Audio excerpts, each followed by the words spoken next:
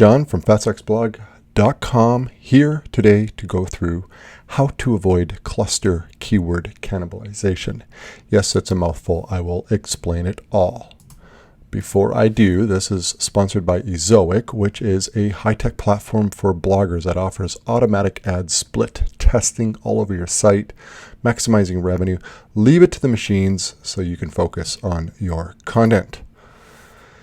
Now, over the years, especially many years ago, I've done the dumbest stuff imaginable in an effort to scoop up Google traffic. Now, I'm going to tell you one example that if there were such a thing as Google penalty Darwin Awards, I may have won that year. The year was 2011. I own a couple niche sites. They're actually doing quite well. I even won a free treadmill for selling the most treadmills for a particular brand as an affiliate. Yes, I've used that treadmill twice. I still have it. So anyways, I spent more time back then. This is before April 2012 when Google released the first Penguin, which really hammered down on basically spammy link building, which worked wonders until April 2012. That's why everybody did it. So I spent more time spinning content for link building with software than I spent publishing good content. So it was working. It worked very, very well. It was very, very fast, flush with success with the spinners and the software and all that nonsense.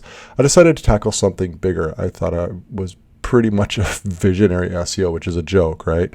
So I thought I'm going to tackle the reverse phone lookup niche. This had some really good CPA affiliate offers, and all basically people had to do was fill in a form and you got a commission. So at least in theory, that is. I had a plan,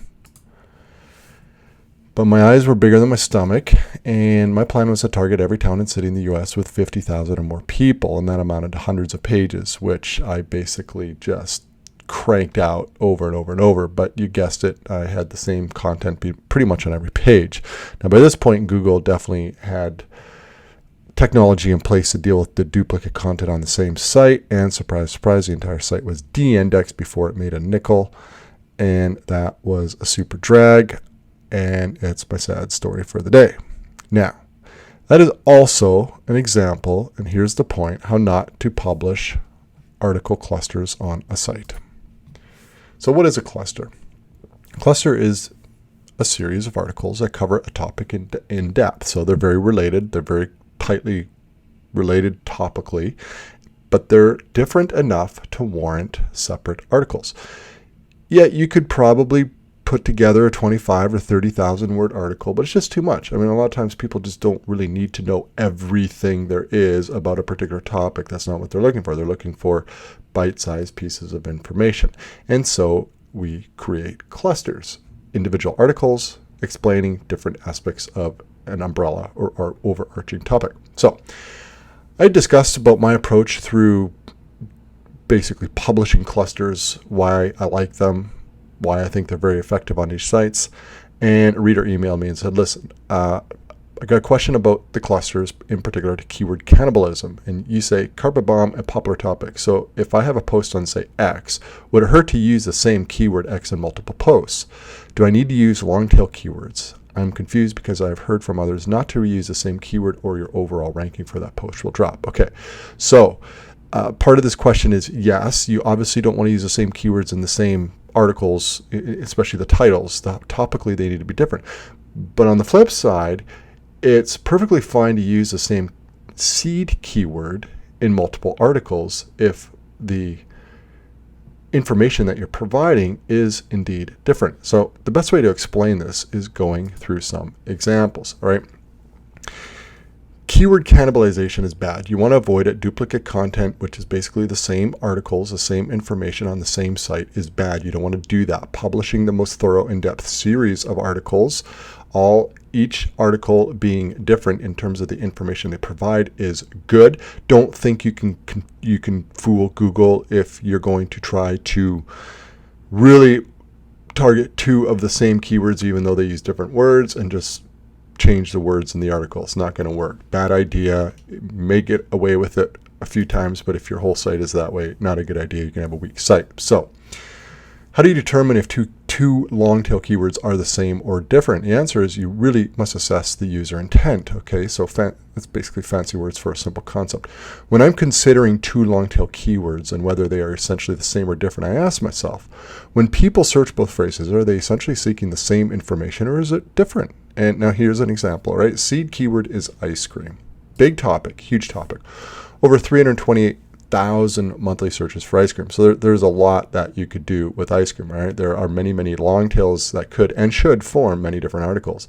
But let's start with an example of two ice cream long tail keywords that are the same. Even though the actual words in the phrase are different and very different, the intent behind them is same. So if we look at the one phrase, ice cream recipe, and then the other one, how to make ice cream, okay, they are essentially the same. Two individuals, each typing in those different phrases into search, they're looking for the same thing, right? So you wouldn't want to publish two articles, one being an ice cream recipe and one how to make ice cream. They're essentially the same. They should be in the same article. You can combine that as a title and you could put all that information in there. Okay, so that's important because if, let's say you ran a food blog and you thought, oh, wow, those are two pretty good, the word recipe attached to pretty much any type of food is very, very good. Lots of searches for those. And same with how to make any particular food. Just replace ice cream with any food. All right, both of those have a lot of search volume. Don't try to be cute and think you're going to do two of those articles and just change the words around for every type. You got to pick one phrase or the other or combine it in some fashion. All right, don't try to fool Google because you're not. If you do that hundreds of times, you're going to end up with a site which is essentially going to be deemed duplicate content. Not a good idea. All right, so next, I think it's helpful to go through some examples of using the seed keyword ice cream in it, but how you could actually come up with a lot of very different articles. So this answers the question, can you use the seed keyword ice cream in the title and optimize for it in multiple articles on a website? And yes, you can, because ice cream is a super broad term and there's lots of long tails that will essentially result in very different articles where ice cream is involved. Okay, so ice cream recipe, obviously. The history of ice cream, very different, even though ice cream's in both, very, very different. Ice cream brands, different again. Gelato versus ice cream versus sorbet, again, very different. If I would actually probably combine that into gelato versus ice cream versus sorbet, that would probably make a little bit more sense, but you don't have to do it. Best vegan ice cream, all right? Ice cream truck song lyrics. Yeah, that's an actual keyword. Not really sure what the intent is there. I guess the old ice cream truck is out, and I guess there's lyrics to it. How long does ice cream last? Can dogs eat vanilla ice cream? Can you have ice cream on keto? The best ice cream maker. This is just scratching the surface. There are a lot of keywords, long tail, going 6, 7, 8 words long, pertaining to ice cream with good search volume. So it's a big niche. It's a big topic. Most foods are. But you can't just wind up your keyword search software, export the whole list, and to start banging out articles on everything that's on that list. You need to look at it and you need to think about the intent behind each of those topics.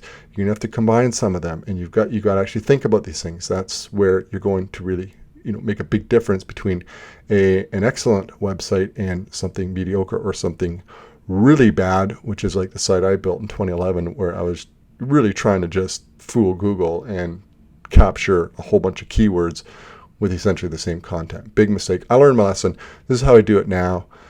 Hopefully it gives you a little guidance if you're concerned about the whole concept of article clusters and making sure that you're not having duplicate content on your site, yet still targeting essentially the same umbrella topic. Thanks for listening.